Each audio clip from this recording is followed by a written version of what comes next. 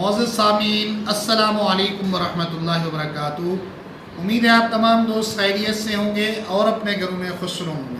आज भी आप दोस्तों को एक ऐसा नुस्खा बताएंगे जो दोस्त कहते हैं कि हकीम साहब खाना खाते हैं और वो हज़म नहीं होता, बदहज़मी होती है और तकलीफ़ होती है, कभी पेट में दर्द होता है, कभी कोई मसला होता है। ऐसी तमाम सूरतों में ये नुस्खा इस्तेमाल करें।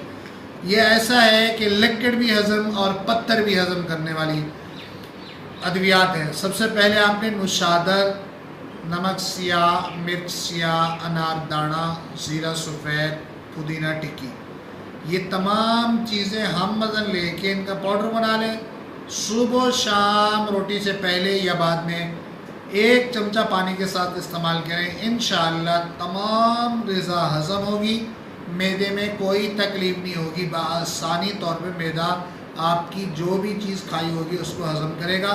उम्मीद है वो दोस्त जिनके मैदे का प्रॉब्लम है वो इस नुस्खे से ज़रूर फ़ायदा हासिल करेंगे और हमारे लिए दुआ करेंगे।